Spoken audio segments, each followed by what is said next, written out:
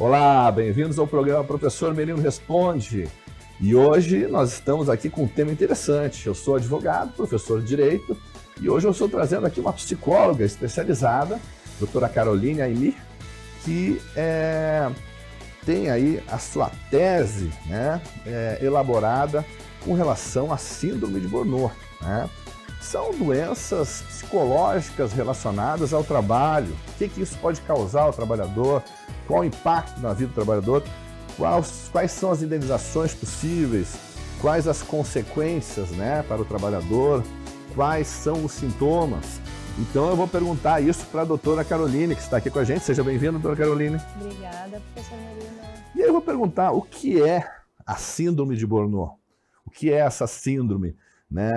Que o pessoal fala tanto, é um nome estranho, né? Uhum. Esclarece isso pra gente. Tá certo. Bom dia então, professor Merino, é um prazer estar aqui hoje participando dessa entrevista, obrigada pelo convite. Respondendo então a sua pergunta, a síndrome de Burnout, ou síndrome de esgotamento profissional, como ela também é conhecida, na realidade é um distúrbio psíquico que é caracterizado, então, por um estado de tensão emocional, de pressão e de estresse em níveis muito elevados e que está diretamente relacionado ao trabalho. Interessante. E tendo como nexo causalidade do trabalho, quais são os sintomas, o que a pessoa sente, né? Uhum. Quais os sintomas que a pessoa apresenta quando está com essa síndrome? Certo. Bom, existe um sintoma que ele é bastante característico dessa síndrome, que é justamente essa sensação, então, de esgotamento, de exaustão. E com isso, alguns comportamentos e algumas atitudes por parte desse profissional começam a aparecer, então, lá dentro do seu ambiente de trabalho, E a gente pode citar alguns exemplos aí. Aquele profissional que começa a apresentar faltas constantes ao trabalho, ele apresenta questões de irritabilidade, de agressividade, lapsos de memória, dificuldades de concentração, questões de relacionamento também, a dificuldade de manter os relacionamentos dentro do seu ambiente de trabalho, e alguns pontos que são muito importantes de serem observados, que é uma descrença que começa a acontecer. Então, esse profissional, ele passa a acreditar que ele não tem condições de fazer o seu trabalho, de cumprir com as suas metas, com seus objetivos, E aí alguns outros sintomas acabam sendo acarretados também com isso, como quadros depressivos, por exemplo, Inclusive a síndrome de Burnout e a depressão, elas são bastante semelhantes.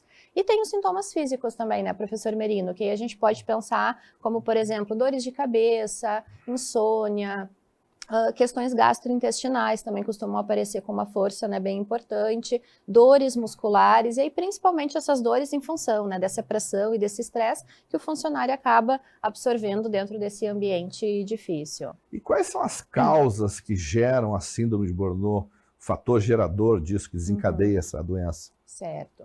Bom, quando a gente fala, então, em um ambiente de trabalho extremamente desgastante, competitivo e difícil, algumas questões são importantes serem observadas enquanto possíveis causadores da síndrome, E aí a gente tem aí alguns pontos, como, por exemplo, cargas excessivas de trabalho, um nível de cobrança muito grande pelo atingimento de metas, por cumprimento de projetos, competições entre funcionários, comparações também entre os próprios funcionários ou entre empresas. Então são fatores que sim podem desencadear essa síndrome, mas é importante a gente ter assim um olhar bem cuidadoso de que isso precisa estar acontecendo num nível realmente bastante elevado, precisa ter o excesso disso para que se possa pensar então na síndrome de Burnout. Doutora, nós temos também o chefe louco, aquele que grita com o funcionário, Exato. Agride fisicamente às vezes, porque tem processo na Justiça do Trabalho assim, chefe que persegue, que agride, que fala palavras, que tem preconceito racial, que tem preconceito sexual, então isso também é um fato gerador? Sim. É um fato gerador porque faz com que esse funcionário se sinta constrangido, se sinta incapaz, E aí é uma sequência, Uma coisa vai levando a outra. E doutora, como é feito o tratamento de uma pessoa que está nessa condição, que sofreu isso no trabalho, essas perseguições, toda essa agressão físico-psicológica, enfim, e está passando por essa dificuldade, né? Está com essa depressão, vamos dizer assim, decorrente disso. Como é que é feito o tratamento dessa pessoa? Certo. Bom, o tratamento, ele tem um aliado muito forte, que é a questão da psicoterapia, né? E aí entra, então, o papel do profissional da psicologia para dar esse suporte. Porque é um local onde esse profissional ele vai conseguir poder estar expondo os seus medos, as suas angústias, as suas dificuldades, os seus receios, né? Vai se trabalhar muito a questão do sentimento, da emoção. E dentro do processo terapêutico, então, é que se vai ter o entendimento, né? Das causas que estão levando a isso, das consequências para o dia a dia da vida desse profissional, né? E aí, tendo esse entendimento, se parte, então, para o processo de mudança, de melhoria, certo? Então, é a partir do processo terapêutico, né, que se consegue trabalhar muito bem em cima do tratamento. E, claro, né, professor Merino, cada caso, ele precisa ser analisado individualmente. A gente vai ter situações que, por exemplo, vai ser necessário também o uso de antidepressivos, né? Ou, inclusive, em questões, assim, em casos mais complexos, o afastamento do trabalho também. E, doutora, essa síndrome de Burnout, ela pode ser caracterizada como uma doença ocupacional, como uma doença do trabalho, no caso, né? É possível isso? Sim, inclusive, a partir de 1º de janeiro de 2022, a OMS fez com que a síndrome de Burnout, então, fosse reconhecida como uma doença ocupacional. Então, sim, a partir de então, né, ela tem esse reconhecimento. E na prática, né, vamos pensar, aquele profissional que ele é diagnosticado, então, com a síndrome de Burnout, e ele precisa ser afastado, ele passa, então, a ter os mesmos direitos previdenciários e trabalhistas de qualquer outra doença ocupacional, né? Então, ele é afastado por 15 dias, tendo todos os custos, né, a nível salarial, enfim, por parte da empresa.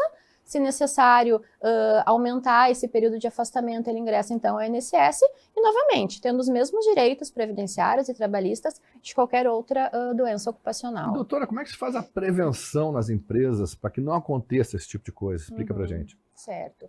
Bom, a prevenção, professor Merino, ela vai muito em base, assim, de mudanças de hábitos, mudanças de rotina, né? Então, é importante que o profissional, ele possa estar identificando situações que causem desconforto, que causem medo, que causem angústia, né? E sintomas que eu já citei como sendo da síndrome de Burnout. É importante também que a empresa possa ter um olhar mais cuidadoso, mais cauteloso para com os seus funcionários e, a partir disso, se pense em possibilidades de mudanças, né? Em mudanças que possam estar diminuindo todo esse nível de estresse e de pressão dentro do ambiente de trabalho. E a psicoterapia também pode auxiliar na prevenção, né? E não somente nesse posterior, depois de que a síndrome já foi diagnosticada, mas também enquanto prevenção de ter esse cuidado, entender o que está acontecendo e poder fazer as mudanças necessárias. Doutora, qual é a diferença entre a depressão e a síndrome de Burnout? Como é que a pessoa vai saber se ele está tendo a síndrome de Burnout ou se ele tem uma depressão simples? Como é que se diferencia isso? Certo. Excelente pergunta, professor Merino, porque isso acontece bastante, tá? Existem algumas características que são pertinentes às duas situações, né? Por exemplo, desmotivação, falta de interesse, dificuldade de relacionamento, isolamento, né? Então, são questões que tanto na síndrome de Burnout quanto na depressão, elas estão presentes. Mas a diferença clássica que realmente, então, diferencia uma da outra é que na síndrome de Burnout, todos esses sintomas e emoções estão diretamente e estritamente relacionados ao trabalho. E na depressão envolve outros aspectos da vida. Interessante. Eu já fiz alguns processos judiciais trabalhistas nessa área, né? E quando a pessoa tem uma alegação, né, de que sofreu essa síndrome de Burnout no trabalho, né, ele quer caracterizar como doença ocupacional e até pode caracterizar também como um acidente de trabalho, né, provando. E aí, nesse caso, nós temos o perito judicial, que é o perito que faz o laudo, né, o psicólogo, né. E aí, eu já vi laudos de todo jeito, né? Eu já vi um laudo uma vez de uma pessoa que pediu uma indenização por síndrome de Burnout no trabalho, e aí o psicólogo fez todo o histórico da vida dela. E aí, eu não vou falar o nome para não identificar a pessoa, né? Mas assim, ó, o filho ela tinha um filho preso, o outro filho era usuário de drogas e causava problema para ela o dia todo, e o marido tinha se suicidado. Nossa. A vida dela era e ela já tinha afastamento previdenciário e depressão há mais de 10 anos, né? Então o perito fez um histórico da vida dela e verificou que no trabalho não houve nada, né? Então, nesse caso, não houve uma comprovação que houve a síndrome, que era uma depressão histórico dela, né?